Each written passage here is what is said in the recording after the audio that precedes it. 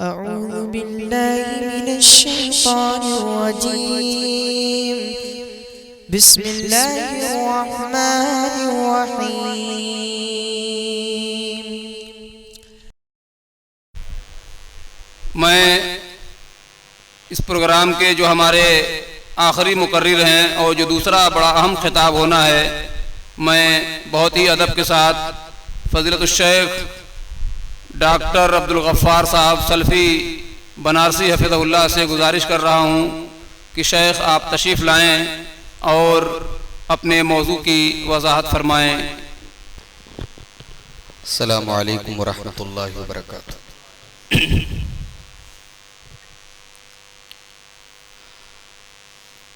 अल्हम्दुलिल्लाह नहमदुहु व नस्तईनुहु व नस्तगफिरुहु व नऊज़ु बिल्लाहि मिन शुरूरि अनफुसिना व मिन सय्यिआति अअमालिना। मन यहदिहिल्लाहु फला मुदिल्ल लहु व मन युद्लिल फला हादिय लहु व अशहदु अल्ला इलाहा इल्लल्लाहु वहदहु ला शरीक लहु व अशहदु अन्न मुहम्मदन अब्दुहु व रसूलुहु। या अय्युहल्लज़ीना आमनुत्तक़ुल्लाहा हक़्क़ तुक़ातिही व ला तमूतुन्न इल्ला व अंतुम मुस्लिमून।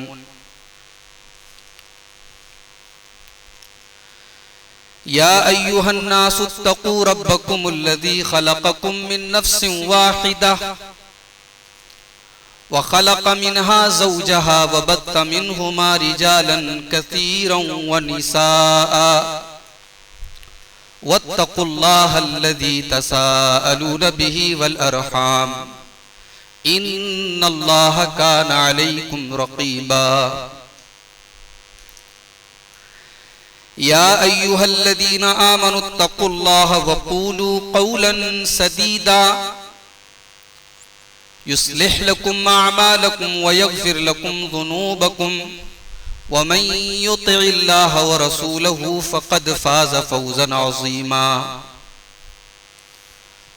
अम्मा बअदु फ़इन्न ख़ैरल हदीथि किताबुल्लाह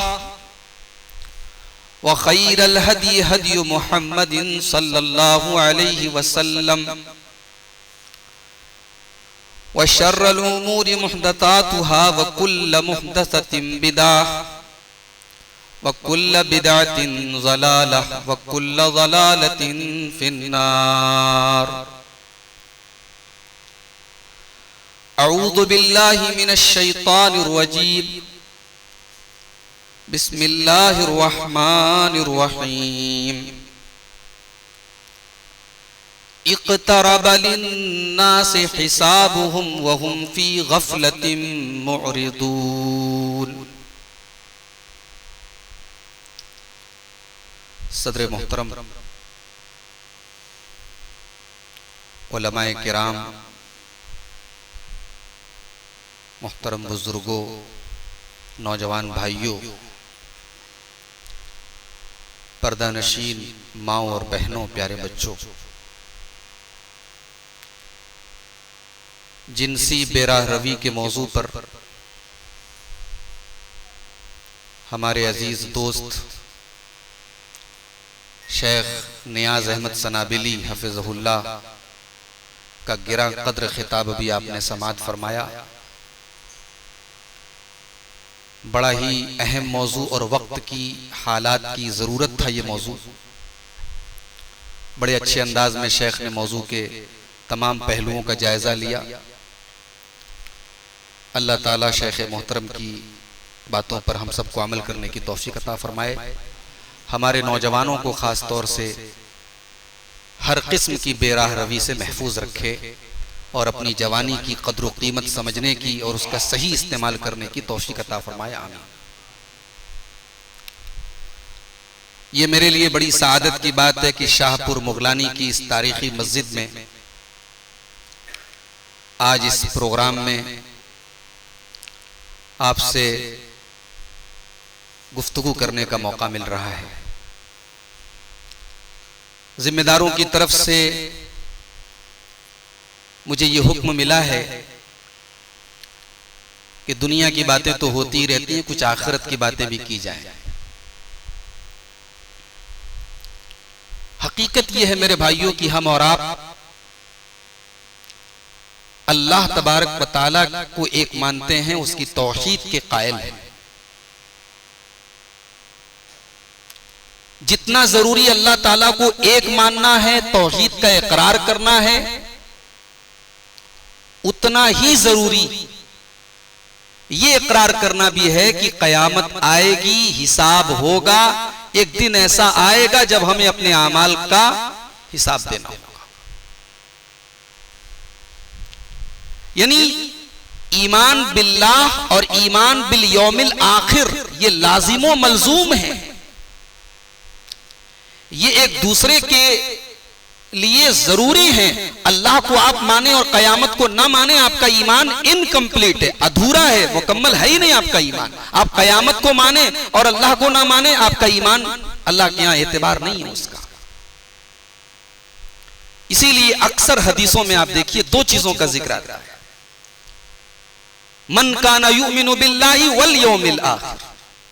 जो अल्लाह के ऊपर ईमान रखता है और कयामत के दिन के ऊपर ईमान रखता है, वो ऐसा करे, वो ऐसा ना करे। अक्सर हदीसों में आप पढ़ेंगे अल्लाह का और कयामत के दिन का जिक्र साथ में आता है। तो ये हमारे माइंड में हमेशा रहना चाहिए, हिसाब देना है। और शायद इसी बात का रिवीजन कराने के लिए 5 टाइम की नमाज में हम कम से कम 17 बार अल्लाह तबारक व तआला की बारगाह में जब हम खड़े होते हैं तो हम ये कहते हैं, अल्हम्दुलिल्लाहि रब्बिल आलमीन अर्रहमानिर रहीम मालिक यौमिद्दीन। तमाम तारीफें उस अल्लाह के लिए हैं जो सारी कायनात का रब है, बहुत ज्यादा रहम वाला है, बहुत ज्यादा मेहरबान है। मालिक यौमिद्दीन, और वो हिसाब के दिन का, बदले के दिन का मालिक है। तो सूरह फातिहा में हम पढ़ते हैं, हम इकरार करते हैं कि अल्लाह हिसाब का दिन आएगा और हमें तुझे हिसाब देना है।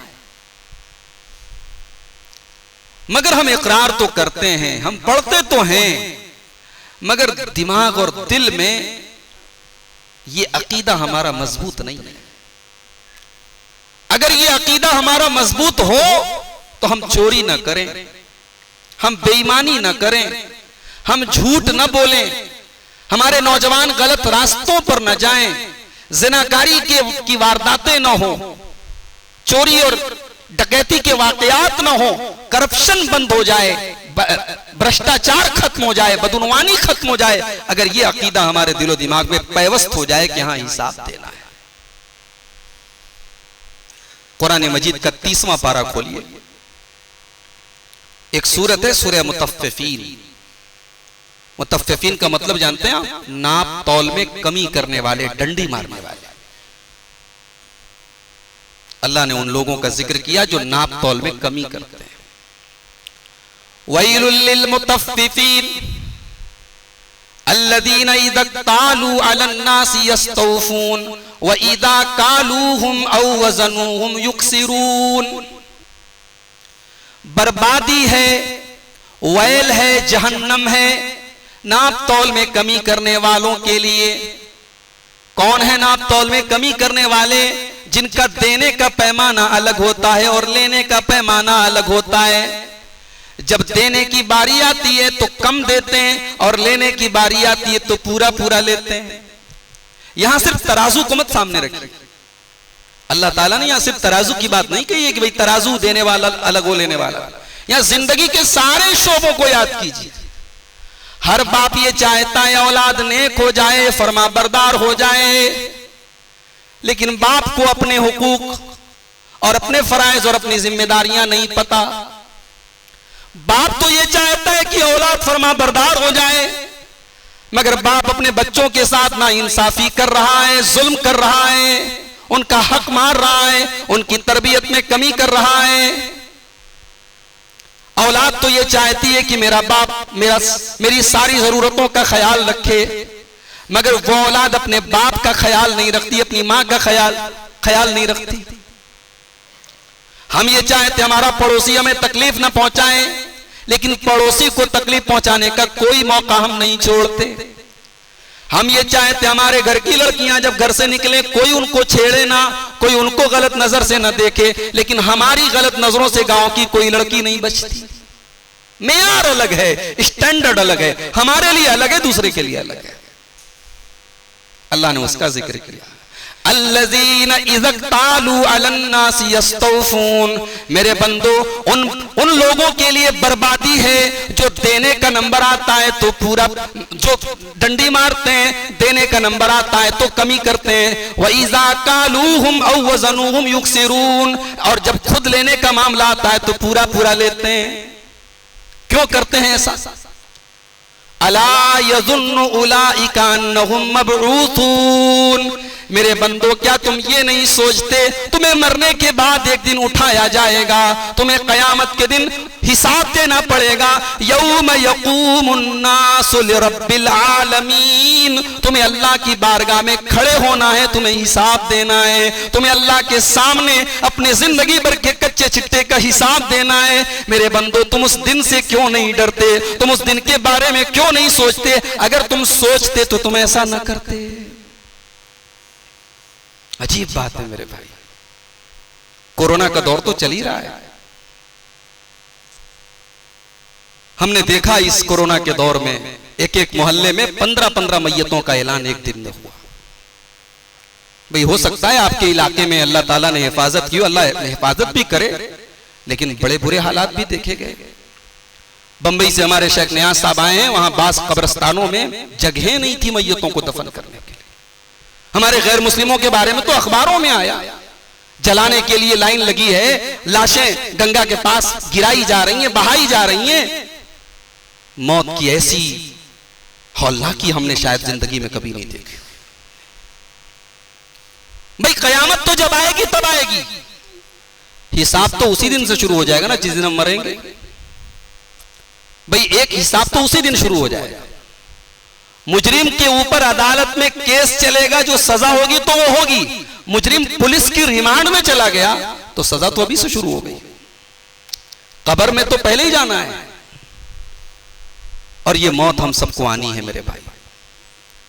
और ये मौत 30 साल के नौजवान को पहले आएगी कि 70 साल के बूढ़े को पहले आएगी, कोई गारंटी नहीं है, कोई हम कंफर्मेशन नहीं कर सकते। मौत आनी है, और मौत आते ही हमारी ताकत खत्म। हमारे नौजवानों के पास इतना पावर है, इतनी जवानी है, इतना जोश है, इतना जुनून है, सब खत्म। तो मेरे भाई, उस दिन के आने के पहले आप अपनी इस जवानी का सही इस्तेमाल करो। एक स्टूडेंट, एक तालिब इल्म अपने इम्तिहान के आने के पहले इम्तिहान की तैयारी करता है अगर उसे कामयाब होना है। और अगर कामयाब और नाकाम होने से कोई फर्क नहीं पड़ता तो स्टूडेंट अपनी मनमौजी करता है, एग्जाम में फेल हो जाता है। लेकिन जिस स्टूडेंट को यह पता है कि कल मेरा एग्जाम है, वो आज की रात चैन से नहीं सोएगा। अल्लाह ताला ने 17वें पारे की पहली आयत में हमें और आपको यही पैगाम दिया है, इक़्तरब लिन्नास हिसाबुहुम वहुम फी गफलतिन मुरिदून।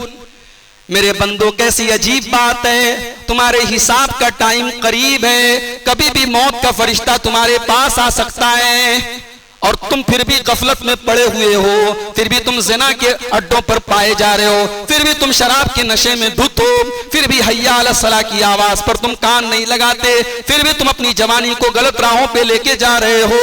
इक़्तरब लिन्नासी हिसाबुहुम वहुम फी गफलतिन मुरिदून। भाई कम से कम हम मुसलमानों को तो ये एहसास हमेशा होना चाहिए कि हमें हिसाब देना है, हमें एक दिन मरना है, और मरने के बाद एक दिन हमें हिसाब देना है। भाई एक काफिर कहे, एक मुशरिक कहे कि मैं नहीं मानता, जैसे नबी के जमाने में बहुत से काफिर थे, वो नहीं मानते थे भाई कयामत वयामत नहीं है कोई चीज, मर गए, मिट्टी में मिल गए, हड्डियां खत्म हो गई, अब कौन जिंदा होगा दोबारा। अल्लाह ने कहा अच्छा, तुम्हें लगता है कि हम तुम्हें दोबारा जिंदा नहीं करेंगे? अयहसबुल इंसानु अल्लन नजमा इदामा बला कादिरीना अला अन नुसव्विया बनाना। ऐ इंसान, क्या तू ये समझता है हम दोबारा तेरी हड्डियों को जिंदा नहीं कर सकते, हम दोबारा तेरी हड्डियों को बना नहीं सकते, हम दोबारा तेरी बॉडी को सही, पूरे मुकम्मल बदन को तेरे हम दोबारा सही नहीं कर सकते। बला कादिरीना अला अन नुसव्विया बनाना, मेरे बंदे तेरी हड्डियां तो बहुत दूर की बात है, तेरी बॉडी तो बहुत दूर की बात है, हम तो तेरी उंगलियों के जोड़ भी तेरे ही लौटाएंगे, हम तो तेरे फिंगरप्रिंट भी तेरे ही लौटाएंगे। कयामत के दिन जब तू उठेगा तेरे फिंगरप्रिंट के अंदर भी कोई फर्क नहीं आएगा। सैकड़ों साल से तू कब्र के अंदर पड़ा हुआ था, तेरी हड्डियां गल चुकी थी, तेरा बदन गल चुका था, मगर जब कल कयामत के दिन हम तुझे उठाएंगे, बला कादिरीना अला अन नुसव्विया बनाना, हम तेरी उंगलियों के पोर भी तेरे ही लौटाएंगे, हम तेरी उंगलियों के निशान भी तेरे ही लौटाएंगे। भाई आधार कार्ड आप बनवाते हैं तो फिंगरप्रिंट लेती है ना गवर्नमेंट, क्यों लेती है फिंगरप्रिंट? आंखों के रेटिना का फोटो क्यों लेती है? क्योंकि साइंसदान कहते हैं कि दो इंसानों का रेटिना एक नहीं हो सकता, दो लोगों का फिंगरप्रिंट एक नहीं हो सकता। साइंस आज बता रही है, मेरे रब ने 1400 साल पहले बता दिया कि वहां मौलाना अब्दुल्ला साहब का जो फिंगरप्रिंट होगा वो उन्हीं का फिंगरप्रिंट होगा, वो किसी और का नहीं होगा। अब्दुल गफ्फार साहब की उंगलियों के निशान उनके अपने उंगलियों के निशान होंगे, चाहे उनको मरे हुए कयामत के दिन हजारों बरस गुजर चुके हो। तो हिसाब तो देना है भाई। और ये फिक्र जब पैदा हो जाए ना तो चैन नहीं रहता आदमी को। भाई आज क्या होता है, गांव का प्रधान कोई बन जाए, हलाल हराम जायज नाजायज भूल जाता है, पैसा आना चाहिए। कोई एमएलए बन जाए, कोई एमपी बन जाए, पागल हो जाता है अपने ओहदे को लेकर के, अपने पैसे को लेकर के। मगर जिसके दिल में यह डर पैदा हो जाए कि नहीं हमें अल्लाह को हिसाब देना है, जिस दिन ये एहसास दिल के अंदर पैदा हो जाए मेरे प्यारे भाइयों, उस दिन जितनी बड़ी भी हुकूमत आपके पास आ जाए, जितना ऊंचा मकान आपका बन जाए, करोड़ों नहीं अरबों की दौलत आपके घर में आ जाए, उसके बावजूद आपके दिल से अल्लाह का डर न खत्म होगा, कयामत के दिन का डर न खत्म होगा। हजरत उमर फारूक को देखो, 22 लाख मुरब्बा मील पर हुकूमत है, दुनिया के चप्पे चप्पे पर आज उमर फारूक अमीरुल मोमिनीन है, मुसलमानों के हाकिम है। आज अरब ही नहीं, यूरोप और रूम और ईरान की सरहदों में इस्लाम के झंडे लहरा रहे हैं, लेकिन अमीरुल मोमिनीन हजरत उमर रातों को उठ करके गश्त लगा रहे हैं, अपनी रियाया की खबरगिरी कर रहे हैं। कहीं ऐसा तो नहीं कोई बच्चा भूखा है, कहीं ऐसा तो नहीं कि किसी घर में अनाज की जरूरत है। उमर फारूक को रात में अपने बिस्तर पे चैन नहीं है। मेरे प्यारे भाइयों, जब ये डर पैदा हो जाए कि मुझे अल्लाह को हिसाब देना है, तो बड़े बड़े बादशाहों को भी रात में नींद नहीं आएगी, बिस्तर पर उनको भी हिसाब देने का डर होगा। अल्लाह के रसूल सल्लल्लाहु अलैहि वसल्लम के पास एक औरत आती है, कहती है अल्लाह के रसूल मैंने जिना किया है, मुझे पाक कर दीजिए। अल्लाह के रसूल टालने की कोशिश करते हैं, जाओ यहां से, क्या कह रही हो तुम? नहीं है अल्लाह के रसूल, मैंने जिना किया है, मैं हमल से हूं, मैंने गलत काम किया है, मैं इकरार कर रही हूं, मैं शादीशुदा हूं और मुझे अपनी सजा भी पता है, आप मुझे पत्थरों से मार के खत्म कर दें, मैं आई हूं इसीलिए कि मुझे दुनिया में पाक कर दिया जाए। आज तो लोग जुर्म करते हैं, सबूत छुपाते हैं, पुलिस को रिश्वत देते हैं, अदालतों को खरीद लेते हैं, जजों को खरीद लेते हैं, मगर जब दिल में यह डर पैदा हो जाए कि वहां हिसाब देना है, तो मुजरिम चल के आता है और अदालत में इकरार करता है, या रसूल अल्लाह मुझे पाक कर दीजिए। अल्लाह के नबी कहते हैं ठीक है जाओ, तुम्हारे पेट में बच्चा है, उसका कोई कसूर नहीं है, बच्चे की विलादत हो जाए तब तुम मेरे पास आना। 1-2 दिन का नहीं, 9 महीने का टाइम अल्लाह के रसूल उस औरत को दे देते हैं। शायद सहाबा भी उस औरत को भूल गए हों, शायद अल्लाह के रसूल भी भूल गए हों, मगर मेरे प्यारे भाइयों, उस औरत के सीने में जो अल्लाह का डर है, जो अल्लाह का खौफ है, वो डर उस औरत को भूलने नहीं देता है। 9 महीने गुजरते हैं, बच्चे की डिलीवरी होती है, बच्चा पैदा होता है, औरत अपने बच्चे को गोद में लेकर के आती है, या रसूल अल्लाह तहिरनी, अल्लाह के रसूल मैं वही औरत हूं, फिर आपके पास आई हूं, मुझे सजा दे दीजिए, मुझे पाक कर दीजिए। रसूल अकरम फरमाते हैं कि नहीं नहीं, अभी ये बच्चा दूध पीने की मुद्दत में है, अभी इसे अपनी माँ के दूध की जरूरत है। जब ये बच्चा दूध छोड़ा दे, जब ये रोटी खाने लगे, तब तुम मेरे पास आना। 2 साल का और टाइम दे दिया अल्लाह के रसूल ने उस औरत को। कोई और होता, कोई और मुजरिम होता, उसे अदालत तो 2 साल का टाइम दे रही है, वो भाग सकता है, वो बच सकता है, उसका कोई रिकॉर्ड भी नहीं है। लेकिन मेरे प्यारे भाइयों, अल्लाह का डर उस औरत के दिल में इतना है। 2 साल गुजर गए, बच्चे ने दूध छोड़ दिया। उस औरत ने अपने बच्चे के मुंह में, अपने बच्चे के हाथ में रोटी का टुकड़ा थमाया और उस बच्चे को इस हाल में लेकर के आई, अरे अल्लाह के रसूल, ये देखिए ये मेरा बच्चा है, अब इसने दूध भी छोड़ दिया है, अब ये रोटी खा रहा है, अब तो मुझे सजा दे दीजिए, अब तो मुझे पाक कर दीजिए। नबी अकरम उस बच्चे को एक मुसलमान के हवाले करते हैं और उस औरत के लिए गड्ढे को खोदा जाता है और सहाबे किराम को हुक्म दिया जाता है और उस ज़िनाकार औरत को, जिसने ज़िना करने के बाद खुदा करके इकरार किया था, उस औरत को अल्लाह के रसूल के सहाबा पत्थर मार मार के खत्म कर देते हैं। दुनिया की सजा मंजूर है, आखिरत की सजा मंजूर नहीं।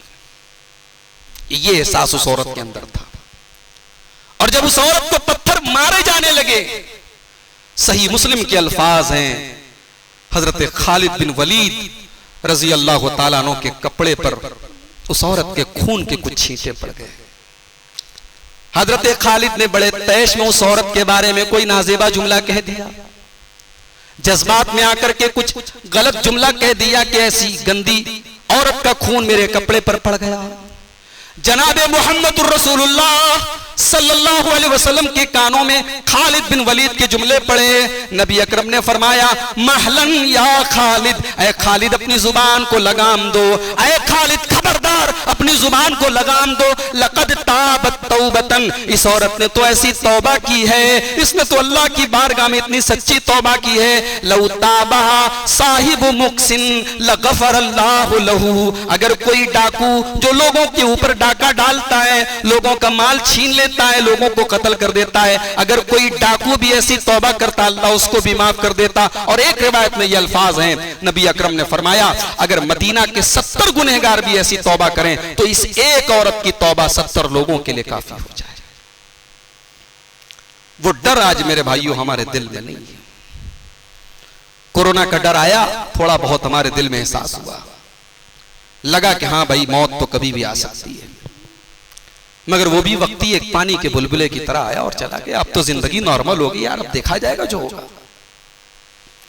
कयामत टालने की चीज नहीं है मेरे भाई, की देखा जाएगा। कयामत का दिन तो ऐसा दिन होगा, उसकी सख्ती का ये आलम होगा, उसके खतरे का ये आलम होगा कि अल्लाह ताला ने उसका एक नक्शा खींचा है। सूरह हज की पहली आयत, सूरह हज की 2 आयतों में, या अय्युहन नासुत्तकू रब्बकुम इन्न ज़लज़लतस्साअति शैउन अज़ीम, ऐ लोगो अपने रब से डरो, बेशक कयामत के दिन का ज़लज़ला बड़ा खतरनाक होगा। यौम तरौनहा तज़हलु कुल्लु मुर्ज़िअतिन अम्मा अर्ज़अत व तज़उ कुल्लु ज़ाति हम्लिन हम्लहा व तरन्नास सुकारा व मा हुम बिसुकारा वलाकिन्न अज़ाबल्लाहि शदीद। कयामत का दिन तो वो दिन होगा जिस दिन तुम देखोगे कि दूध पिलाने वाली माँ भी अपने बच्चे से गाफिल है। भाई दुनिया में माँ से ज्यादा कोई प्यार नहीं करता अपने बच्चे से, और खास तौर से अगर बच्चा दूध पीने के पीरियड में हो तो माँ को बच्चे के बगैर करार नहीं मिलता, बच्चे को माँ के बिना सुकून नहीं मिलता। कयामत के दिन की हौलनाकी का यह आलम होगा। अल्लाह फरमा रहा है कि दूध पिलाने वाली माँ भी अपने बच्चे से गाफिल होगी। कुल्लु ज़ाति हम्लिन हम्लहा, और डर और दहशत का यह आलम होगा कि हामिला औरतों के हमल साकित हो जाएंगे, उनकी प्रेगनेंसी खत्म हो जाएगी, उनका गर्भपात हो जाएगा, उनका हमल गिर जाएगा। व तरन्नास सुकारा, और तुम डर की वजह से ऐसा लगेगा तुम्हें कि लोग नशे की हालत में। वमा हुम बिसुकारा, लेकिन कोई नशे में नहीं होगा। वलाकिन्न अज़ाबल्लाहि शदीद, बल्कि अल्लाह का अज़ाब बड़ा दर्दनाक होगा। मेरे नौजवान साथियों, जब आपके बाल पहली बार आपका कोई बाल सफेद होगा ना, तो आपके दिमाग में ख्याल आएगा यार मैं बूढ़ा हो रहा हूं, जब बदन पे पहली झुर्री पड़ेगी ना, आप आईने में देखेंगे, कहेंगे यार अब जवानी खत्म हो रही है। एक नौजवान जब बुढ़ापे के आगोश में जाता है, बुढ़ापे के पीरियड में कदम रखता है, तो मायूस होने लगता है कि अब जवानी मेरी खत्म हो रही है। मेरे नौजवान साथियों, नौजवान जब बूढ़ा हो जाए तो कितनी तकलीफ होती है। गौर करो, कयामत के दिन की सख्ती का यह आलम होगा कि कयामत के दिन का नक्शा खींचते हुए अल्लाह ने फरमाया कुरान के 29वें पारे में, फकैफा तत्तकून इन कफरतुम यौमन यजअलुल विल्दान शीबा।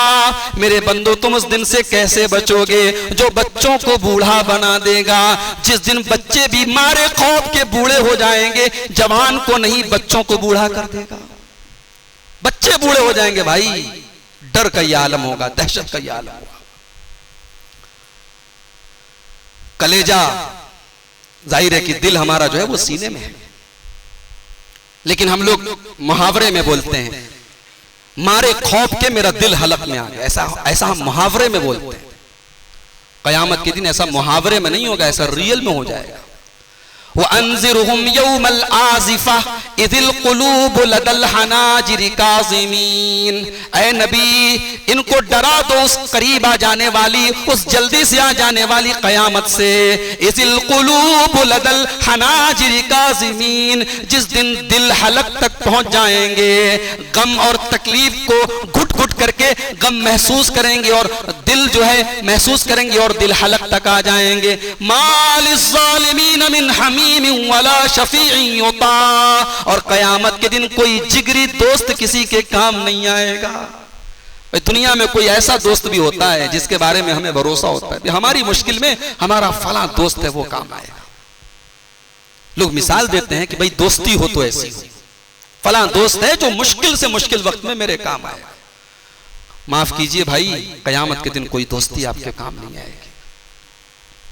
दोस्ती तो बहुत बाद में, आपके सगे आपके काम नहीं आएंगे। यौम यफिर्रुल मरउ मिन अखी व उम्मिही व अबी व साहिबतिही व बनी। कयामत के दिन आदमी अपने भाई को देख करके भागेगा, अपनी माँ को देख करके भागेगा, अपने बाप को देख करके भागेगा, अपनी बीवी को देख करके भागेगा। न बीवी शौहर के काम आ रही है, न माँ अपने बच्चों के काम आ रही है, न भाई अपने भाई को काम आ रहा है। और काम आना तो बहुत दूर की बात है, अल्लाह ने तो यहां तक फरमाया यवद्दुल मुजरिमु लौ यफ्तदी मिन आज़ाबि यौमिज़िन बिबनी। कयामत के दिन तो एक मुजरिम, एक गुनहगार ये तमन्ना करेगा, आय अल्लाह तू मेरे बच्चों को ले ले मुझे छोड़ दे, मेरी बीवी को ले ले मुझे छोड़ दे, मेरे खानदान को ले ले मुझे छोड़ दे। हर एक को वहां अपनी अपनी पड़ी होगी, वहां हर एक अपनी फिक्र कर रहा होगा मैं कैसे बच जाऊं। बड़ा खतरनाक दिन होगा मेरे भाई। उस दिन हमारा क्या हाल होगा, उस दिन से बचने की, उस दिन की वहशत और उस दिन की हौलनाकी से बचने के लिए हमारे पास क्या प्लान है? कोई प्लान नहीं है। दुनिया में हमने मस्जिदों में एसी लगा के रखी है, गर्मी बर्दाश्त नहीं है, पसीना बर्दाश्त नहीं है, प्यास लगती है ठंडा पानी हमें मिलना चाहिए, प्यास बर्दाश्त नहीं। 93 मिलियन दूर है सूरज, 9 करोड़ 30 लाख मील दूर है सूरज, और इसकी गर्मी हम बर्दाश्त नहीं करते। अल्लाह के प्यारे हबीब जनाब मोहम्मद रसूलुल्लाह सल्लल्लाहु अलैहि वसल्लम फरमाते तुदन शम्सु यौमल क़ियामत कमिक़दार मीलिन। सूरज क़यामत के दिन 1 मील की दूरी पर होगा। कहां 9 करोड़ 30 लाख मील दूर, कहां 1 मील। 1 मील जानते कितना होता है? 1 मील जरा गूगल पे आप सर्च कीजिए 1 मील कितना, तो 1.6 कुछ किलोमीटर होता है, 1.5 किलोमीटर। 1.5 किलोमीटर की दूरी पर सूरज होगा। क्या हाल होगा गर्मी का, क्या हाल होगा पसीने का। अल्लाह के नबी फरमाते हैं फमिनहुम मन यकूनु फिल आरक़ी, कुछ लोग पसीने में सीने तक होंगे, कुछ लोग कमर तक होंगे, कुछ लोग घुटने तक होंगे। दुनिया में तो हम देखते हैं कि अगर हमारे गली में, हमारे सड़क पर अगर पानी आया है बारिश का, तो बारिश का पानी सबके लिए एक लेवल का होगा, मगर कयामत के दिन अजीब आलम होगा। आमाल के एतबार से पसीने की नदी होगी। किसी का पसीना घुटने तक होगा, किसी का पसीना कमर तक होगा, किसी का पसीना सीने तक होगा। वमिनहुम मन युलजिमुहुल अरक़ु इल्जामा, और कोई पूरा का पूरा पसीने में तैर रहा होगा। पसीने का यह हाल। या अल्लाह, उस गर्मी से हम कैसे निपटेंगे? अल्लाह ने कहा घबराओ नहीं, हम तुम्हारे लिए एक सॉल्यूशन बता रहे हैं, उस गर्मी से बचने का एक रास्ता बता रहे हैं। अल्लाह के प्यारे नबी फरमाते हैं, मेरे नौजवान साथियों, आज घरों में और मस्जिदों में एसी की हवा खाने वाले मेरे भाइयों, आओ अपने नबी की जुबान से कयामत के दिन की गर्मी से बचने का रास्ता भी देख लो। नबी ने कयामत के दिन की गर्मी से बचने का रास्ता भी बता दिया है। अब ये हमारे ऊपर है, हम कयामत के दिन की गर्मी से बचने के लिए तैयार हैं या नहीं है। अल्लाह के प्यारे नबी फरमाते हैं, बुखारी और मुस्लिम की रिवायत है, सबअतुन युज़िल्लुहुमुल्लाहु फी ज़िल्लिही यौमा ला ज़िल्ला इल्ला ज़िल्लुहु। कयामत के दिन 7 लोग ऐसे होंगे जिनको अल्लाह ताला गर्मी से बचाएगा, उनको गर्मी नहीं लगेगी। उनको अल्लाह ताला अपने अर्श की छाया में, अपने अर्श के साये में जगह अता फरमाएगा। कौन होंगे? फरमाया अल इमामुल आदिलु, सबसे पहले तो वो इमाम होगा, वो बादशाह होगा, वो खलीफा होगा जो अदल इंसाफ करने वाला हो। व शाबुन नशा फी इबादतिल्लाह, और वो नौजवान भी अल्लाह के अर्श का साया पाएगा। उस नौजवान को कयामत के दिन गर्मी नहीं लगेगी, जिसने दुनिया की गर्मी बर्दाश्त करके ज़ोहर की नमाज पढ़ी होगी, जिसने दुनिया में अपनी नींद को कुर्बान करके फजर की नमाज पढ़ी होगी। व शाबुन नशा फी इबादतिल्लाह, वो नौजवान जिसकी जवानी अल्लाह की इबादत में गुजरी हो। आज तो माशाअल्लाह मस्जिदों में अगर हमारे बुजुर्ग हजरात ना आए तो ताले लग जाएंगे मस्जिदों में। फजर की नमाज में गिनती के नौजवान आपको मिलेंगे। क्यों भाई, क्यों ऐसा है? 70 साल वालों का हिसाब होगा और 20 साल वाले का नहीं होगा, 25 साल वाले का नहीं। भाई 70 साल वाले से तो बाद में पूछा जाएगा, तुझसे पहले पूछा जाएगा। दुनिया में अगर एग्जाम होने वाला हो, इम्तिहान होने वाला हो, और इम्तिहान का पर्चा कोई टीचर पहले से बता दे, स्टूडेंट को बता दे, भाई देखो ये सवाल आने वाला है, तैयारी कर लो, तो स्टूडेंट खुश हो जाते हैं, भाई ये टीचर बहुत अच्छा है, इसने एग्जाम के क्वेश्चंस आउट कर दिए, सवाल इसने बता दिया, बस अब हमको याद करना है, तैयारी करना है। मेरे प्यारे नौजवान भाइयों, आपके रसूल ने भी आपके लिए कयामत के दिन का पर्चा आउट कर दिया है। कयामत के दिन 4 सवालों का जवाब दिए बगैर आप हिल नहीं पाएंगे। नबी अकरम फरमाते हैं, ला तज़ूलु क़दमा इब्ने आदम मिन इंद रब्बिही यौमल क़ियामा।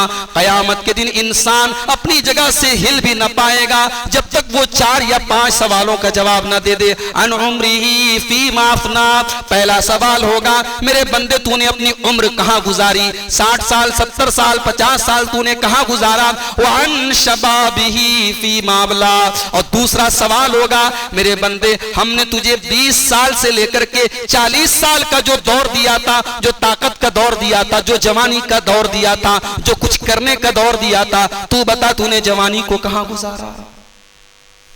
जवानी का अलग से हिसाब देना पड़ेगा। अल्लाह के नबी फरमाते कि वो नौजवान जिसकी जवानी अल्लाह की इबादत में गुजरी हो।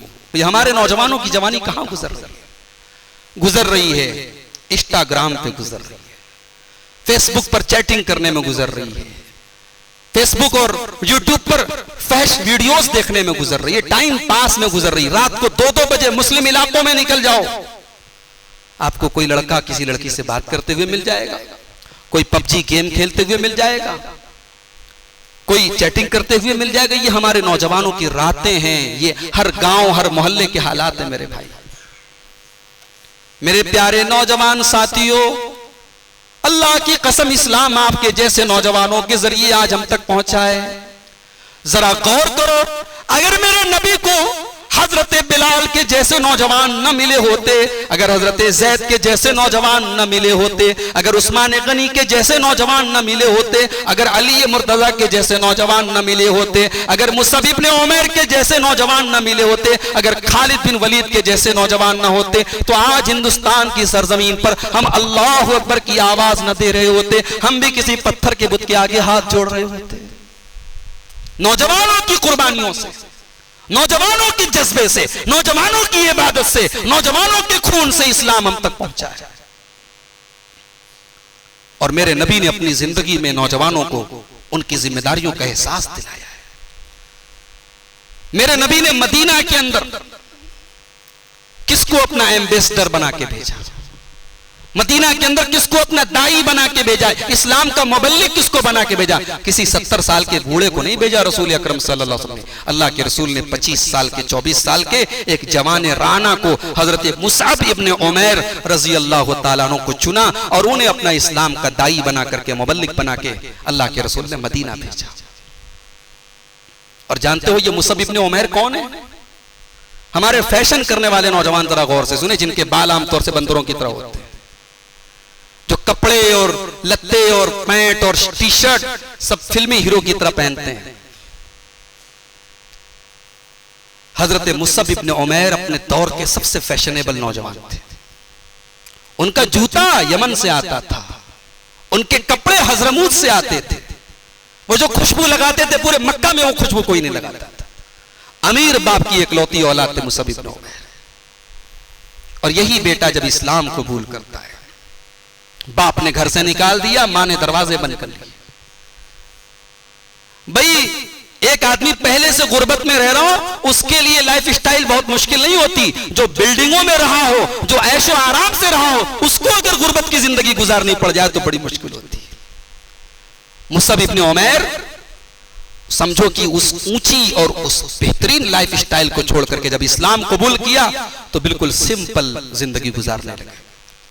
सहाबा कहते हैं वही मुसअब इब्न उमैर जब मक्का की गलियों में फटे पुराने कपड़े पहन करके निकला करते थे, हम देख करके ठंडी सांसें भरा करते थे, आय अल्लाह ये वही मुसअब इब्न उमैर है कल जो मक्का का सबसे खूबसूरत नौजवान था, जो मक्का में सबसे कीमती कपड़ा पहन करके निकला करता था, सबसे आला खुशबू लगा करके निकला करता था, सबसे कीमती जूते पहन करके निकला करता था।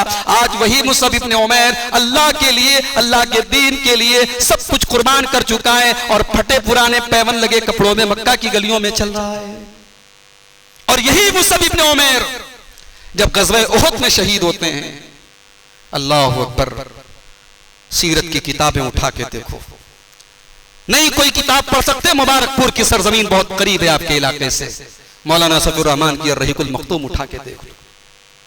उहद की लड़ाई के बाद, उहद की जंग के बाद जब शहीदों को कफनाया जाने लगा तो हजरत मुसअब इब्न उमैर रजी अल्लाह तआला अन्हु के पास इतनी बड़ी चादर नहीं थी कि उनकी पूरी बॉडी को कवर किया जा सके। पैर को ढांका जा रहा है तो सर खुल रहा है, सर को ढांका जा रहा है, पैर खुल रहा है, किसी तरीके से सर को कवर किया गया और पैर में घास वगैरह डाल करके उनको कब्र में उतारा गया। मेरे नौजवान भाइयों, जरा अपने दिल पर हाथ रख के सोचो कि इस जवानी का अल्लाह को हिसाब देना है, क्या हिसाब देंगे?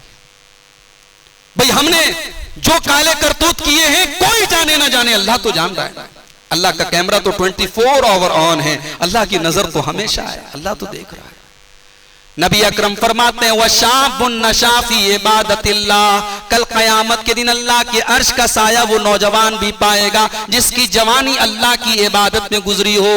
नंबर 3 वरजुलानी तहाब्बा फिल्लाहि इज्तमा अलैहि व तफर्रका अलैहि, दो लोग आपस में अल्लाह के लिए मोहब्बत करें, मिले तो अल्लाह के लिए मिले, जुदा हो तो अल्लाह के लिए जुदा हो, आपस में मोहब्बत हो, आपस में दोस्ती हो, अल्लाह के लिए हो, दुनिया के लिए नहीं, बिजनेस के लिए नहीं, कारोबार के लिए, अल्लाह के लिए एक दूसरे से मोहब्बत करें। ऐसे मोहब्बत करने और दोस्ती करने वालों को अल्लाह ताला कयामत के दिन गर्मी से बचाएगा। और नंबर 4 वरजुलुन क़ल्बुहु मुअल्लक़ुन बिल मसाजिद, वो इंसान जिसका दिल मस्जिद में अटका हो, जिसको नमाज की फिक्र हो, जिसको नमाज की चिंता हो, जिसका दिल नमाज में लगा हो, जो इशा पढ़ के जाए तो फजर के बारे में सोचे, फजर पढ़ के जाए तो ज़ोहर के बारे में सोचे, जिसका दिल हमेशा नमाज में लगे। से आजकल हम लोगों का दिल मोबाइल में लगा रहता है।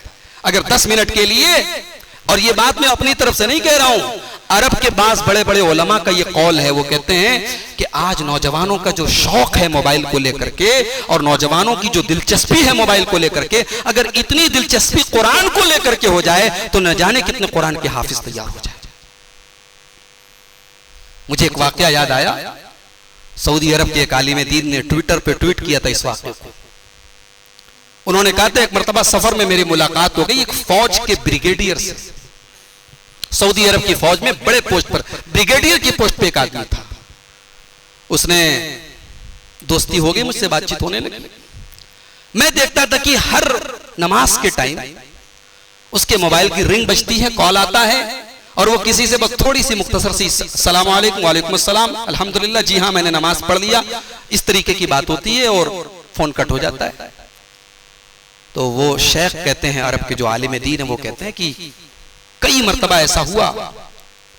तो मैंने एक मर्तबा उस ब्रिगेडियर से पूछा कि भाई ये मैं माजरा नहीं समझ पा रहा हूं कि हर नमाज के टाइम आपके मोबाइल पे कॉल आ रहा है और आप बस मुख्तसर सी बात करते फोन कट कर देते हैं। उस ब्रिगेडियर ने जवाब दिया, मेरे वालिद के 8 बच्चे, हम लोग 8 भाई हैं, वालिद की उम्र 70 साल हो चुकी है, हर नमाज के टाइम मेरे वालिद का मामूल है, तमाम बच्चों को वो लाइन से फोन करते हैं, मेरे बच्चों कहाँ हो, तुमने जुहर पढ़ी कि नहीं पढ़ी, तुमने असर पढ़ी कि नहीं पढ़ी, तुमने मगरिब पढ़ी कि नहीं पढ़ी, तुम फजर में उठे कि नहीं उठे। वो हर नमाज के टाइम अपने बच्चों को कॉल करते हैं। मेरे प्यारे भाइयों, आज हमारे समाज में बेनमाजी अगर हैं तो इसलिए भी है कि नमाज पढ़ने वाले बाप ने अपने बच्चों को कभी नमाज के लिए उठाने की कोशिश नहीं की। नमाज पढ़ने वाले और तहज्जुद पढ़ने वाली माँ ने भी अपनी बच्चियों को कभी नमाज के लिए कहा नहीं। आपकी जिम्मेदारी है मेरे प्यारे भाइयों, अपने बच्चों को, अपने घर वालों को नमाज की तलकीन करना। नमाज से ऐसी मोहब्बत कर लो, नमाज से ऐसा ताल्लुक पैदा कर लो कि नमाज अगर एक टाइम की भी छूट जाए तो लगे कि हाँ जिंदगी में कुछ छूट गया, कुछ मिस हो गया। वरजुलुन क़ल्बुहु मुअल्लकुम बिल मसाजिद, नबी अकरम फरमाते हैं कि वो इंसान जिसका दिल मस्जिद में अटका हो। 4 लोग हो गए, 7 लोगों का जिक्र किया अल्लाह के रसूल ने इस हदीस में। नंबर 5, 5वें आदमी का ताल्लुक हमारे शेख नियाज साहब की तकरीर से। भाई जिनसी बेरा रवी है, जमाना बहुत खराब है, बेपर्दगी बहुत ज्यादा है, इंटरनेट है, गंदी चीजें हैं, सब ठीक है, सब है, ईमान कहां है भाई? अल्लाह का डर कहां है? क्या यूसुफ अलैहिस्सलाम के सामने जुलेखा ने, अजीज मिस्र की बीवी ने सारे दरवाजे खिड़की बंद करके और अपनी बाहों में हजरत यूसुफ को बुलाने की दावत नहीं दी थी? मगर हजरत यूसुफ ने सिर्फ इतना कहा था, मैं तेरी इस दावत को कबूल नहीं कर सकता, मेरे रब ने तेरे घर में मुझे ठिकाना दिया और मैं तेरे साथ ये गलत काम करूं, माज़अल्लाह, अल्लाह की पनाह, अल्लाह की पनाह, मैं ये काम नहीं कर सकता। अल्लाह के नबी फरमाते हैं, वरजुलुन दातहुम रातुन ज़ातु मनसबिन व जमालिन फ़क़ाल इन्नी अख़ाफ़ुल्लाह, वो इंसान जिसको कोई खूबसूरत औरत, पैसे वाली औरत, हुकूमत वाली औरत गलत काम की दावत दे और वो ये कह के ठुकरा दे, मैं अल्लाह से डरता हूँ, मैं अल्लाह से डरता हूँ, मैं तुझसे तेरे साथ ये गलत काम नहीं कर सकता, मैं अपनी शहवत को पूरी करने के लिए नाजायज रास्ता नहीं अपना सकता, मैं ज़िना नहीं कर सकता, मैं बदकारी नहीं कर सकता, अल्लाह के खौफ की वजह से वो उसकी दावत को ठुकरा दे। आज तो लोग मौके तलाश करते हैं गुनाह करने के, कहीं से कोई नंबर मिल जाए, कहीं से कोई मामला तय हो जाए। आज हमारे नौजवान गुनाह के मौके तलाश करते हैं। अल्लाह के रसूल फरमाते, वो नौजवान जिसको मौका मिल रहा है, औरत बुला रही है, मगर अल्लाह के डर से वो उस दावत को ठुकरा दे, तो अल्लाह तबारक व तआला उसको कयामत के दिन की गर्मी से बचाएगा। 5 लोग हो गए। नंबर 6, वरजुलुन तसद्दक़ बिसदक़तिन फ़अख़फ़ाहा हत्ता ला तालम शिमालुहु मा तुनफ़िक़ु यमीनुहु, और वो इंसान भी अल्लाह ताला के यहाँ गर्मी से बचाया जाएगा जो अल्लाह की राह में छुप करके सदका करे, छुपा करके सदका करे, ऐसा सदका करे कि बाएं हाथ को भी पता न चले दाएं हाथ ने क्या खर्च किया है। ऐसा सदका करे कि किसी को कानों कान खबर ना हो, गरीब को कंबल दे दे, गरीब को पता भी न चले मुझे कंबल किसने ओढ़ाया, गरीब के घर में अनाज की बोरी पहुंचा दे, गरीब को पता भी न चले मेरे घर में अनाज की बोरी किसने पहुंचाया। ऐसा सदका करे कि बाएं हाथ को भी पता न चले दाहिने हाथ में क्या खर्च किया। और आखिरी आदमी वरजुलुन ज़करल्लाह खालियन फफाज़तैना, और क़यामत के दिन की गर्मी से वो इंसान भी बचाया जाएगा जो तन्हाई में अल्लाह को याद करे, जो अकेले में अल्लाह को याद करे और अल्लाह के खौफ से रोने लगे और उसकी आंखों से आंसू बहने लगे। मेरे प्यारे भाइयों, आज पब्लिक के सामने रो देना और लोगों के मजमे में रो देना ये आसान काम है, लेकिन अल्लाह को तो वो आंसू पसंद है जो तन्हाई में गिरे, जो अकेले में अल्लाह के खौफ से गिरे, जो बंद कमरे में अल्लाह की बारगाह में सिसकते हुए रोते हुए आंखों से आंसू आ जाएं, वो आंसू अल्लाह को बहुत पसंद है। उन आंसुओं को अल्लाह ताला जाये नहीं करेगा। तो मेरे भाई, उस दिन की गर्मी से हमें और आपको बचने का इंतजाम करना चाहिए। दुनिया में हम कपड़ा पहनते हैं, ब्रांडेड कपड़ा, दुनिया में हम जूते पहनते हैं, ब्रांडेड जूते। कयामत के दिन न पैर में जूता होगा न बदन पे कपड़ा होगा। बुखारी के अल्फाज हैं, अम्मा आयशा फरमाती हैं, अल्लाह के प्यारे नबी ने फरमाया, तो शरूना हुफातन उरातन गुरला, कल कयामत के दिन जब तुम मैदान महशर में लाए जाओगे, सारे के सारे लोग नंगे होंगे, किसी के बदन पे कपड़ा नहीं होगा। हुफातन, और सबके सब नंगे पैर होंगे, किसी के पैर में जूता चप्पल नहीं होगा। उरातन, सारे के सारे लोग नंगे होंगे। गुरला, और बगैर खतना के, जैसे माँ के पेट से बच्चा बगैर खतना के पैदा होता है, कल कयामत के दिन भी तुम गैर मख्तून होगे, बगैर खतना के लाए जाओ। अम्मा आयशा ने कहा, या रसूल अल्लाह, सब लोग नंगा हो, मर्द भी नंगे औरत भी नंगी, तब तो बड़ी शर्म की बात होगी, मर्द औरतों को देखेंगे। अल्लाह के नबी ने फरमाया, या आयशा अल अम्रु अशद्दु मिन अन युहिम्महुम ज़ाका, ऐ आयशा, नफ्सी नफ्सी का आलम होगा, वहां मर्दों को इतनी फुर्सत नहीं होगी वो औरतों की तरफ देखे, वहां तो हर आदमी को अपनी फिक्र होगी। उसके बाद अल्लाह की बारगाह में मीजान लाया जाएगा, तराजू लाया जाएगा। कैसा तराजू होगा, कैफियत हमें नहीं मालूम, तराजू होगा। उस तराजू पे तौला जाएगा। क्या तौला जाएगा? 3 चीजें तौली जाएंगी।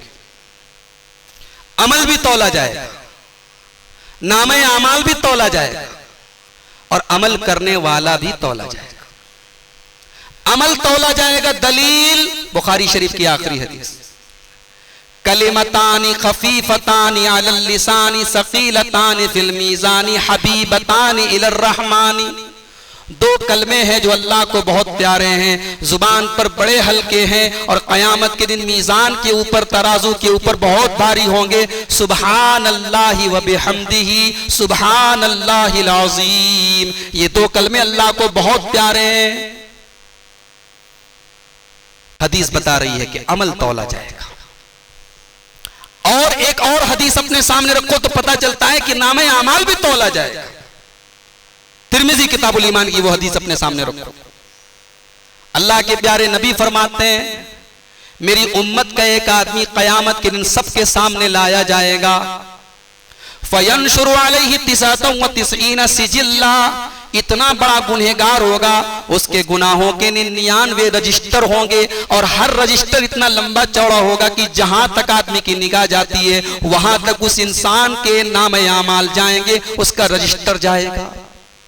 अल्लाह पूछेगा, अज़लमका कतबतियल हाफिजून, ऐ मेरे बंदे ये बता, क्या मेरे किरामन कातिबीन ने कहीं ऐसा तो नहीं तेरे साथ अन्याय कर दिया हो? तूने कोई गुनाह नहीं किया, तेरे खाते में डाल दिया गया, तूने कोई नेकी कर दी और तेरे खाते में नहीं लिखी गई, तेरे साथ कोई अन्याय तो नहीं हुआ, कोई जुल्म तो नहीं हुआ? बंदा कहेगा, नहीं नहीं अल्लाह, मैं इकरार करता हूँ ये सारे गुनाह मेरे हैं, मेरे साथ कोई अन्याय नहीं हुआ है, मेरे साथ कोई जुल्म नहीं हुआ है। अल्लाह पूछेगा, अलका उज़्रुन, मेरे बंदे क्या तेरे पास कोई बहाना है, क्या तेरे पास कोई उज़्र है, कोई एक्सक्यूज है कि तूने ये गुनाह क्यों किए? बंदा कहेगा, अल्लाह मेरे पास कोई उज़्र नहीं है, ये सारे गुनाह मैंने जानबूझ करके किए, मेरे पास अपने गुनाहों को सही ठहराने का कोई बहाना नहीं। अल्लाह कहेगा, नहीं नहीं अभी रुक जा, मैं आज तेरे साथ जुल्म नहीं होने दूंगा, तेरे साथ आज जुल्म नहीं होगा, तेरी नेकी भी है मेरे पास। या अल्लाह कौन सी नेकी है मेरी? फतुखरजो बेताक़तुन, एक कार्ड निकाला जाएगा, छोटा सा कार्ड, बेताका अरबी में बोलते कार्ड, इसीलिए विजिटिंग कार्ड को बोलते बेताक़तुज़ ज़ियारा। कार्ड निकाला जाएगा। उस कार्ड पे क्या लिखा होगा? अशहदु अल्ला इलाहा इल्लल्लाह व अशहदु अन्ना मुहम्मदन अब्दुहु व रसूलुहु, कलमा शहादत लिखा होगा। बंदा कहेगा मा हाज़िहिल बिताक़तु मा हाज़िहिस सिजिल्लात, ऐ अल्लाह गुनाहों के इतने बड़े बड़े रजिस्टरों के सामने इस छोटे से कार्ड की क्या औकात है? अल्लाह फरमाएगा घबरा मत, उहज़ुर वज़नक, वजन होने दे, मीजान के ऊपर वजन होने दे। फतुज़उ सिजिल्लातु फी कफ़्फ़तिन वल बिताक़तु फी कफ़्फ़तिन, तराजू के एक पलड़े पर सारे रजिस्टर रख दिए जाएंगे और एक पलड़े पर वो छोटा सा कार्ड जिसमें तौहीद होगी।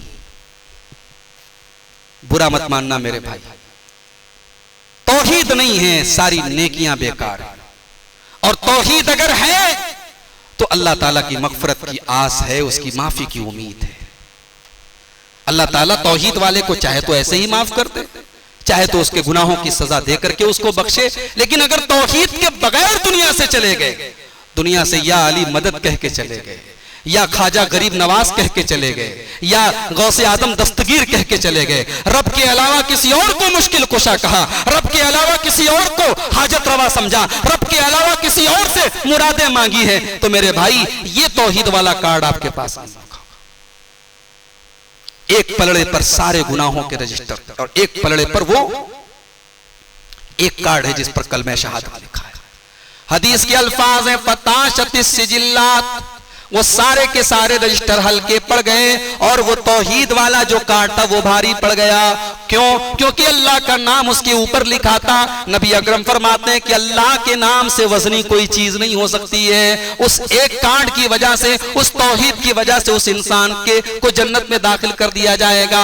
हदीस मैंने पूरी आपके सामने पढ़ दी। हदीस से वाज़े हो गया कि क़यामत के दिन जो तराजू होगा, तराजू के ऊपर नाम आमाल भी तौले जाएंगे। अब तीसरी चीज, अमल करने वाले को भी तौला जाएगा। दो दलीलें उसके भी दे देता हूं। बुखारी की हदीस है, अल्लाह के नबी फरमाते हैं दुनिया में बड़ा मोटा ताजा बॉडी बिल्डर आदमी होगा, इन्नहु लयाती अलाज़ीमुस समीन यौमल क़ियामा, क़यामत के दिन मोटा ताजा पहलवान आदमी लाया जाएगा। बहुत बड़ा मोटा ताजा और बॉडी बिल्डर होगा, बड़ा वजनी आदमी होगा।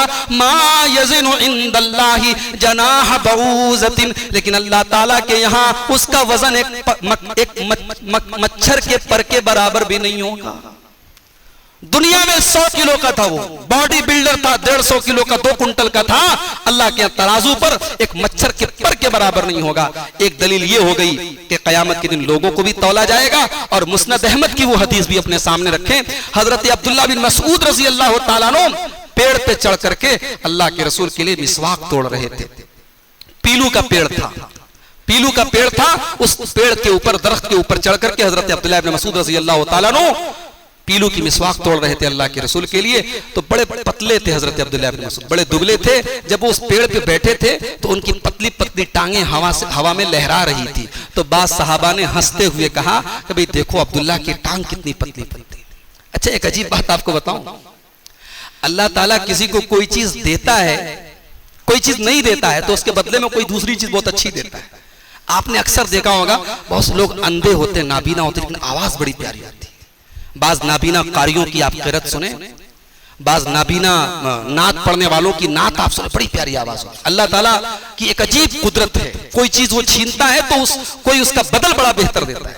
अब्दुल्ला इब्न मसऊद रजी अल्लाह तआला दुबले पतले थे, पेड़ के ऊपर चढ़े हैं तो टांग हवा में लहरा रही है। सहाबा हंस रहे हैं कि देखो भाई कितनी पतली पतली टांगे हैं। तो अल्लाह के रसूल ने कहा अतज़हकून मिन दिक्कत साक़िही, अब्दुल्ला की पतली पतली टांगे देख करके तुम हंस रहे हो। कयामत के दिन तराजू पर, अल्लाह के मीज़ान अमल पर, ये अब्दुल्ला की जो टांगे हैं उहुद पहाड़ से ज्यादा वजनी होंगी। अल्लाह अकबर। और हजरत अब्दुल्ला के अंदर एक खास बात और थी। अब्दुल्ला इब्न मसऊद की बात कर रहा हूं, जब वो कुरान पढ़ते थे, इतना प्यारा कुरान पढ़ते थे। अल्लाह अकबर। अल्लाह के रसूल ने एक मर्तबा सहाबा से कहा कि अब्दुल्ला जब कुरान पढ़ते तो लगता है कि कुरान ताजा ताजा उतर रहा है। कुरान की जो ताजगी है, जो फ्रेशनेस है, वो अब्दुल्ला इब्न मसऊद की क़िरात में मिलती है। तो कयामत के दिन अमल भी तौला जाएगा, नामे अमाल भी तौला जाएगा और हम भी तौले जाएंगे। अब वहां जब तौला जाएगा, अगर हमारा अमल गड़बड़ है, हमारे करतूत खराब हैं। फअम्मा मन सकुलत मवाज़ीनुहु फहुवा फी ईशतिर राज़िया, अगर वहां पे वजन भारी है, अगर नामे आमाल में हमारा वजन भारी पड़ गया, हमारी नेकियों का पलड़ा भारी पड़ गया, फहुवा फी ईशतिर राज़िया, तो जन्नत हमें मिलने वाली है। व अम्मा मन खफ्फत मवाज़ीनुहु, और अगर अल्लाह न करे हमारे नामे आमाल में हमारी नेकियों का पलड़ा हल्का पड़ गया और गुनाहों का भारी पड़ गया, फउम्मुहु हाविया, तो हमें हाविया में जाना पड़ेगा, जहन्नम में जाना पड़ेगा। दुनिया में सबसे एक्यूरेट तराजू किसका होता है? सबसे, यानी जिसके तराजू में ये होता है कि भी 1 ग्राम का भी फर्क नहीं। मैं समझता हूं कि सोनार लोगों का जो तराजू होता है वो कहते हैं कि बड़ा परफेक्ट होता है, क्योंकि सोना जो होता है 1-1 मिलीग्राम भी वो तौल के देते हैं। सोनार का तराजू बड़ा परफेक्ट होता है। अरे सोनार के तराजू की क्या औकात है अल्लाह के तराजू के सामने। वनज़उल मवाज़ीन अल-क़िस्त लियौमिल क़ियामा, क़यामत के दिन हम इंसाफ का तराजू रखेंगे। फला तुज़लमु नफ्सुन शैआ, उस तराजू पर किसी के साथ कोई जुल्म नहीं होगा। व इन काना मिस्क़ाला हब्बतिन मिन खरदलिन अतैना बिहा, एक राई के दाने के बराबर तूने कोई गुनाह किया होगा वो भी तराजू पर तू पाएगा। एक राई के दाने के बराबर तूने कोई नेकी की होगी वो नेकी भी तू उस तराजू के ऊपर पाएगा। वकफा बिना हासिबीन, मेरे बंदे तू ये मत भूल कि हिसाब हम ले रहे हैं, और हम जब हिसाब लेंगे तो हम काफी हो जाएंगे, हमसे बड़ा कोई हिसाब लेने वाला नहीं है। क़यामत के दिन अल्लाह हिसाब लेगा। चलो हिसाब किताब हो गया, बच भी गए हम, नेकियों का पलड़ा भारी हो गया। अभी परेशानी खत्म नहीं हुई, अभी एक और इम्तिहान है, पुल सिरात से गुजरना है। अब ये पुल सिरात क्या है? अल्लाह के प्यारे नबी फरमाते हैं तलवार से ज्यादा धारदार है और बाल से ज्यादा बारीक है। और सही बुखारी के रिवायत में अल्लाह के रसूल सल्लल्लाहु अलैहि वसल्लम फरमाते हैं मदहज़तुन मसिल्लतुन, पुल सिरात जो होगा वो ऐसा होगा लोग फिसल फिसल के नीचे, अच्छा उसके नीचे जहन्नम होगी, जो फिसला तो सीधे जहन्नम में गया। अल्लाह के रसूल कहते हैं कोई पलक झपकने भर में पार कर लेगा उसको, कोई घोड़े की तरह पार कर लेगा, कोई हवा की तरह पार कर लेगा, कोई किसी को कुछ खरोंचे आएंगी वो पार कर जाएगा, लेकिन कुछ बदनसीब ऐसे होंगे जो पुल सिरात से गिर जाएंगे और जहन्नम में चले जाएंगे। और ये पुल सिरात कोई ऐसा नहीं कि चलो भाई फर्जी बात है, कुरान करीम में भी पुल सिरात का जिक्र है।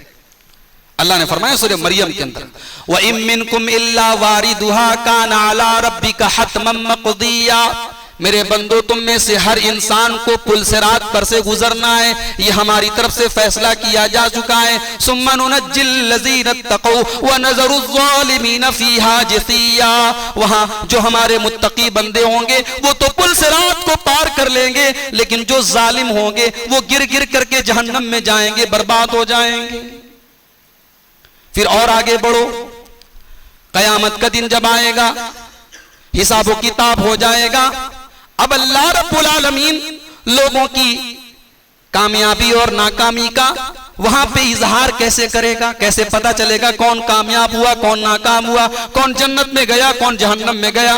अल्लाह ने उसका भी तरीका बता दिया। फरमाया फअम्मा मन ऊतिया किताबहू बियमीनिही, जिसका नाम है आमाल उसके दाहिने हाथ में दिया जाएगा। फयकूल, वो कहेगा हाँ उमुक़रऊ किताबिया, ऐ लोगो ये पढ़ लो, ये है मेरी किताब, ये है मेरा नाम है आमाल। इन्नी ज़नन्तु अन्नी मुलाक़िन हिसाबिया, मुझे यकीन था मुझे अपना हिसाब मिलेगा, मुझे यकीन था अल्लाह ताला मेरी नेकियों को ज़ाय नहीं करेगा, मेरी तौहीद ज़ाय न होगी, मेरा ईमान ज़ाय नहीं होगा, मुझे यकीन था मुझे मेरा हिसाब मिलेगा। फहुवा फ़ी ईशतिर राज़िया फ़ी जन्नतिन आलिया कुतूफ़ुहा दानिया कुलू वशरबू बिमा असलफ्तुम फिल अय्यामिल खालिया। अल्लाह फरमाएगा मेरे बंदे तूने दुनिया में हमको राजी किया था, तूने दुनिया में गुनाहों से अपने आप को बचाया था, अब आज हम तुझे तेरी मर्जी की जिंदगी देने वाले हैं, हम तुझे जन्नत में डाल रहे हैं, जा तू जन्नत में खूब खा पी, जो तेरी मर्जी हो तू खा और पी, आज तेरे खाने और पीने का दिन है। ये तो कामयाब हो गए, और नाकाम लोगों की निशानी क्या होगी? व अम्मा मन ऊतिया किताबहु बिशिमालिही, जिसका नाम अमाल उसके बाएं हाथ में दिया जाएगा। फयकूल, वो कहेगा या लैतनी लम ऊत किताबिया, ऐ काश मेरी किताब मुझे न दी गई होती। या लैतहा कानतिल काजिया, ऐ काश दुनिया में जो मौत आई थी उसी मौत पर मेरा काम तमाम हो गया होता। हाय हाय, आज इंसान ये सोचता है कि मरने के बाद कयामत होगी तो देखा जाएगा, लेकिन कयामत के दिन ये कहेगा कि काश मरे थे जिस दिन उस दिन काम खत्म हो गया होता, ये हिसाब व किताब की नौबत ना आती। मां अगनानी मालिया, मैं माल वाला था, मैं पैसे वाला था, पैसे के बल पर मैंने बहुत कुछ खरीदा, बहुत लोगों को मैंने धोखा दिया, लेकिन आज मेरा माल मेरे किसी काम का नहीं। हलाका अन्नी सुल्तानिया, मेरी सल्तनत, मेरा पावर, मेरा रोबो दबदबा आज मेरे कोई काम नहीं आया।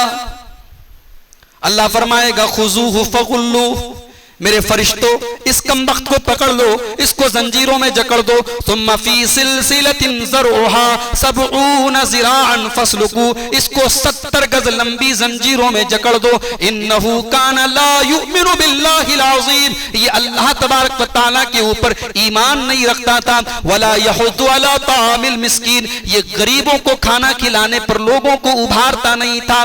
फलैसा लहुल यौमा हाहुना हमीम, आज इसका कोई दोस्त नहीं है जो इसके काम आए। तो भाइयों, ये जो कयामत का नक्शा खींचा गया है कुरान में, ये कुरान खींच रहा, हमारा रब खींच रहा है। क्यों खींच रहा है? इसलिए कि उस दिन की हैबत को हम अपने दिलो दिमाग पर तारी करें। भाई हमारी और आपकी क्या औकात है हजरत अबू बकर सिद्दीक के सामने, हजरत उमर के सामने, हजरत उस्मान के सामने। जब ये लोग कयामत से डरते थे, हजरत उमर कहा करते थे लौ अन्नी कुन्तु शजरतन तुअज़द, ऐ काश कि मैं कोई पेड़ होता, कोई दरख्त होता और परिंदे और चरिंदे और जानवर चर गए होते, खत्म हो गया होता, मेरा किस्सा खत्म हो गया होता, मैं दुनिया में ना होता। हजरत उमर फारूक अपनी मौत के, अपनी वफात के कुछ मिनट पहले कहते हैं कि अगर मुझे जमीन भर के, अगर मुझे यह पता चल जाए कि अल्लाह ताला मुझे ये ऑफर दे कि जमीन भर के तू सोना ले आए उमर, और मैं तुझे जन्नत में दाखिल कर दूंगा, तेरी सारी खताओं को माफ कर दूंगा, तो मैं उसके लिए भी तैयार हूं। वफात के पहले हजरत उमर से किसी ने उनकी खूबियों का इकरार किया, उनके सामने उनकी खूबियां बयान की, तो हजरत उमर ने कहा कि मैं तो इसी पर खुश हूं कि मेरी नेकियां और मेरी गलतियां दोनों बराबर बराबर पे हो जाएं, मैं अल्लाह के यहां बराबर पे छूट जाऊं, मैं इस पर भी रेडी हूं, मैं इस पर भी तैयार हूं। उस्मान गनी रजी अल्लाह तआला अन्हु करोड़पति आदमी है, लेकिन जब किसी कब्रिस्तान के पास से गुजरते थे रोने लगते थे।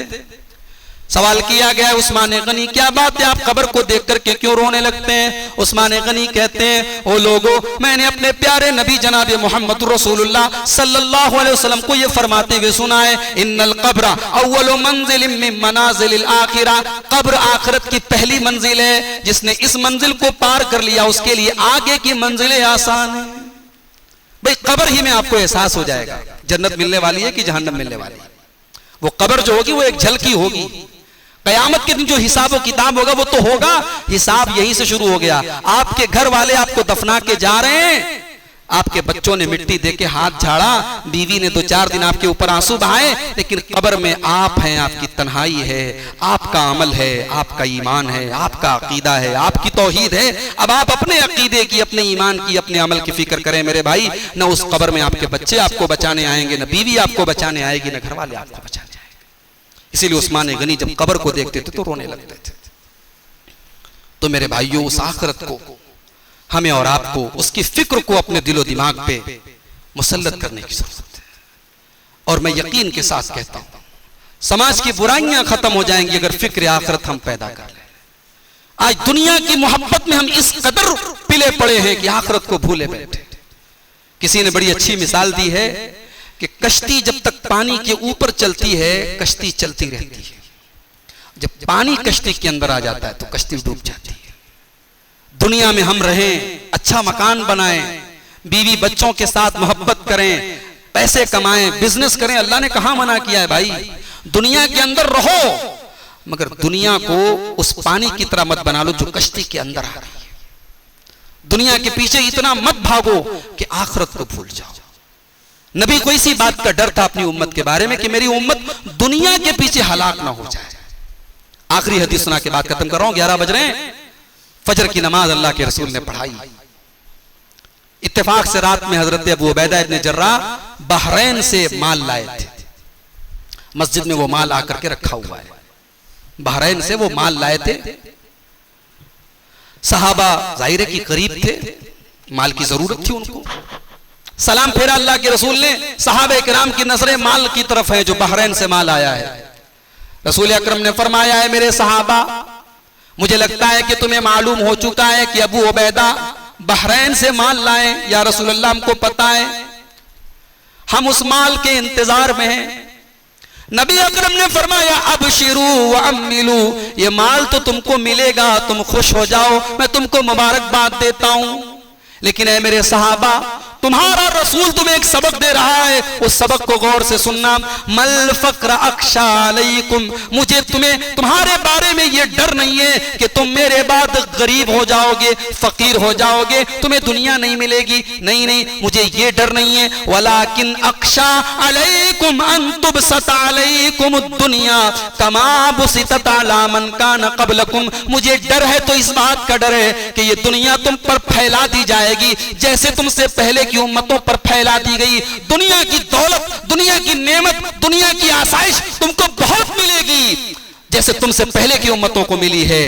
फतना फसूहा कमा तना फसूहा, और फिर दुनिया की इस दौलत के पीछे तुम भागने लगोगे, रेस करोगे, मुकाबला करोगे, एक दूसरे से लड़ोगे, एक दूसरे को मारोगे। फतुहलिकुम कमा अहलकतहुम, और जैसे दुनिया ने तुमसे पहले के लोगों को हलाक किया है, तुम्हें भी हलाक कर देगी। भाइयों, दुनिया हमें हलाक ना करे, बस इस बात का ख्याल रखो। दुनिया को उतनी वैल्यू दो जिसके वो लायक है। दुनिया का सुख, दुनिया का चैन, दुनिया की आराम, दुनिया की आसाइश आखिरत की नेमतों के मुकाबले में कुछ नहीं है मेरे भाई। और दुनिया का गम, दुनिया की तकलीफ, दुनिया का दर्द, दुनिया की बीमारी, ये जहन्नम की तकलीफ के मुकाबले में कुछ नहीं।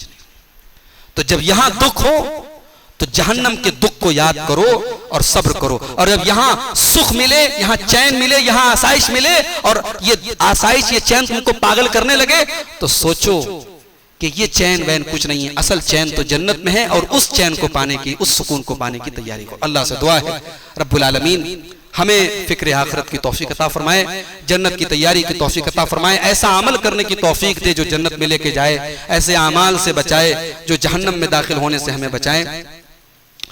एक दुआ की दरखास्त आई है। अकमल जमाल वल्द जमालुद्दीन साहब, कल मुंबई में इनका कैंसर का ऑपरेशन है, इसी इलाके के हैं शायद। अच्छा, इनके हक में दुआ करें, अल्लाह इनका ऑपरेशन कामयाब करे और इनको शिफाए कामिल आजिल अता फरमाए। तमाम जो हमारे भाई बीमार हैं, भाई बहन जो भी मरीज हैं, अल्लाह सबको शिफाए कामिल आजिल अता फरमाए। अल्लाह हर वबा से, हर बला से हम सबकी हिफाजत फरमाए। अल्लाह हमें रिस्क हलाल अता फरमाए, हमारे कारोबार में बरकत नसीब फरमाए, हमारे मुल्क के अमन चैन और सुकून की भी अल्लाह ताला हिफाजत फरमाए। अल्लाह हमारे मुल्क को फ़िरका परस्तों की फ़िरका परस्ती से, जालिमों के जुल्म से, शरीरों के शर से अल्लाह इसकी हिफाजत फरमाए। अल्लाह हमारी सफ़ों में इत्तिहाद पैदा फरमाए। अल्लाह हम सबको कुरान और सुन्नत के प्लेटफॉर्म पर एक होने की तौफीक अता फरमाए। अल्लाह हम सबको तौहीद और सुन्नत पर जिंदगी गुजारने की तौफीक अता फरमाए। रब्बुल आलमीन हमें जब तक दुनिया में जिंदा रखे, इस्लाम पर जिंदा रखे, और हम सब का खात्मा ईमान पर हो। आमीन। व आखिरु दावाना अनिल हम्दुलिल्लाहि रब्बिल